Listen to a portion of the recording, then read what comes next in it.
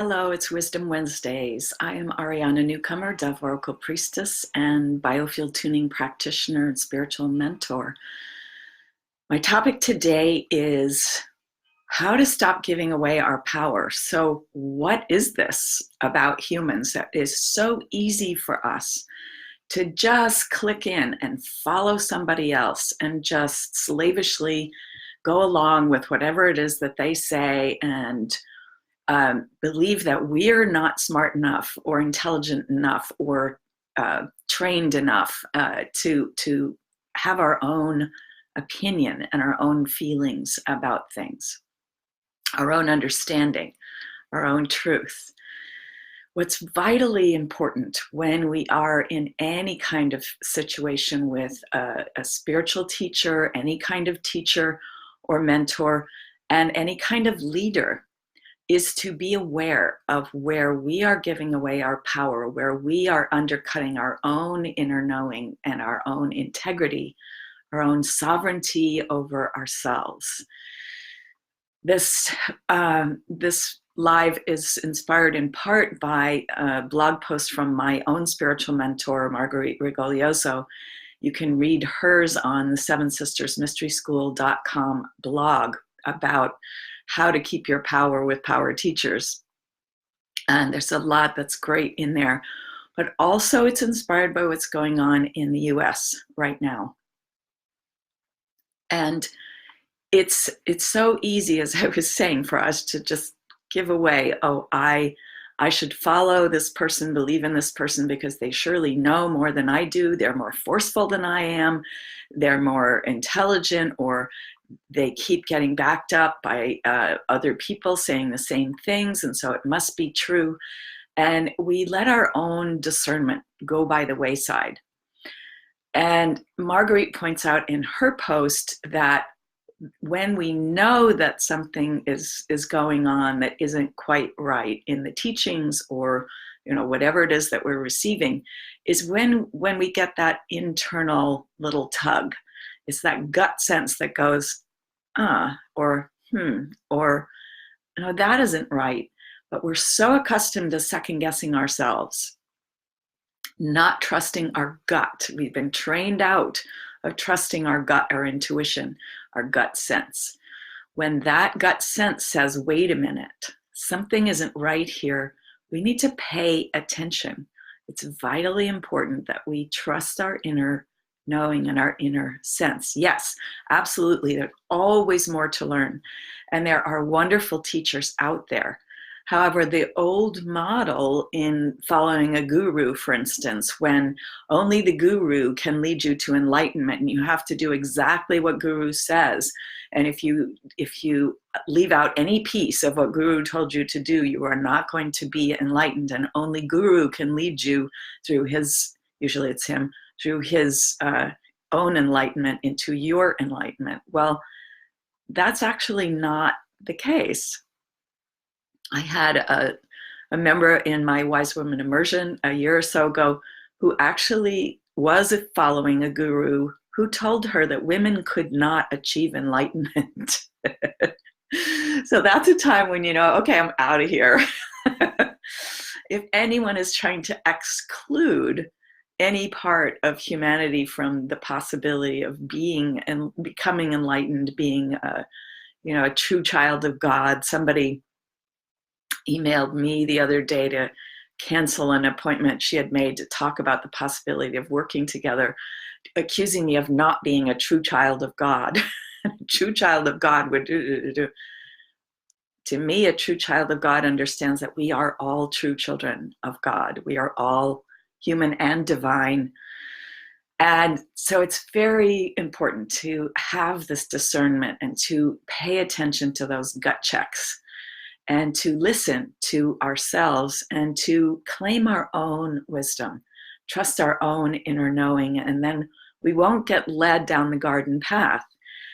This is true also with our media. If any media that you are consuming a lot of is designed specifically to make you angry and upset and enraged, that's a time to check out of that.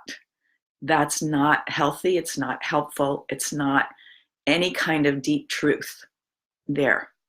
It's all about getting advertisements and making money. It's not about helping to create positive change in the world.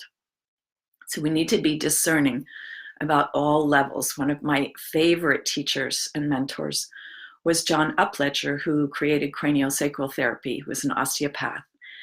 And he would say in teaching his classes, here's the way I do it. This is why I do it this way. If you can find another way, a better way, great. I'd love to hear about it.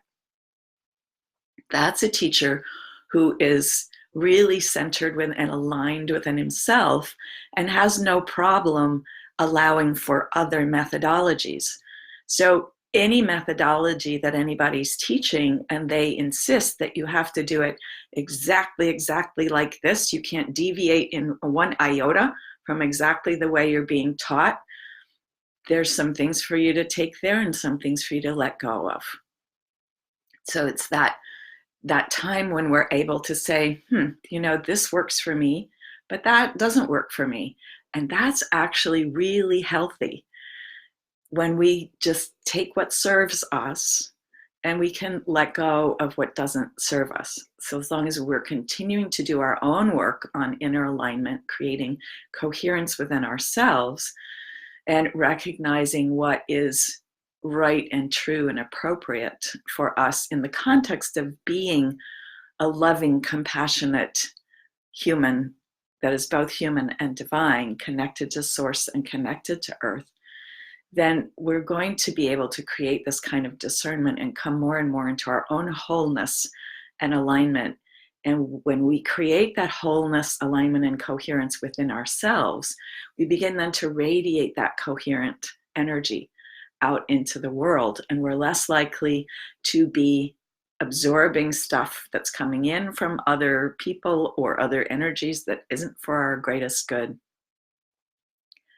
And this applies also to any kind of information that we're receiving in a state of channeling or oracle, receiving information from spirit or guidance. This is one of the things that I really appreciated in Marguerite's training, is that we were taught to be discerning, and we can say yes or say no. We can receive certain kinds of information. We can say, I don't want to receive other kinds of information.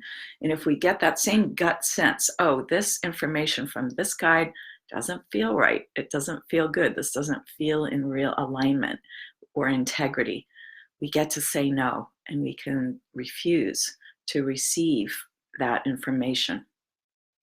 So being discerning is really important. And our tendency to be followers and just to give away our power is partly because of the dominator culture. And I've talked before about Riane Eisler's work on domination versus partnership. We've been in a primarily dominator culture for pretty much 5,000 years now. We are beginning to move out of it into more of a partnership culture and partnership reality, where holding power is holding power with each other, not having power over.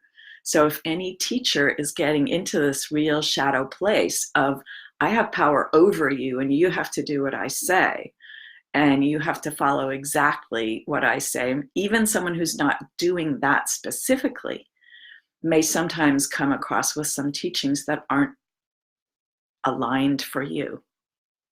So as we move more into partnership, oh, I am having power with others. I am empowering the others around me instead of disempowering them. Then we can move out of this giving away our power much more easily.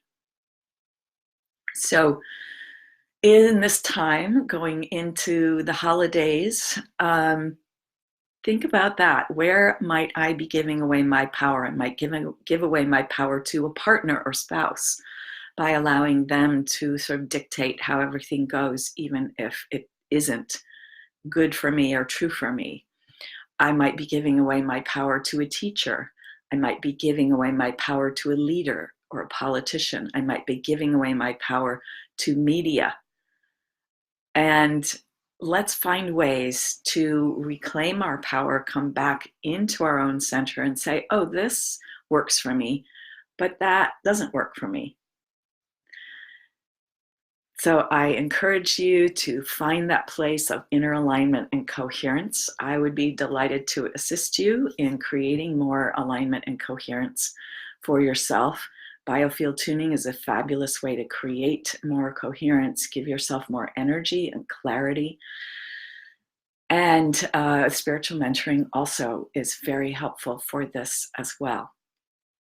So I will not be live next week. It's Christmas Day, and I'm going to take it off. So I wish you all blessed holidays, whatever holidays you are celebrating, whether it might be Hanukkah, Christmas, the solstice, Kwanzaa, Boxing Day, any of the holidays that we celebrate at this time, this season, and recognize that they all have validity, and none of them is the one true path. And that's another place you can look. If anybody is claiming they have the one true path, or they are the only one who can fix this, or they are the only one who can teach you, or they are the only one who can do this, that's time to take a hike. There are many, many paths, and each of us is responsible for finding our own way, taking what serves us, what we can use, and letting go of the rest. Blessings for your holidays. So I will see you next on New Year's Day, and I will be doing an oracle message for 2020, going into a new decade, going into a new year. And I've already received the information that 2020, the year and the decade of the 20s, is going to be a time of creating coherence. See you on New Year's Day.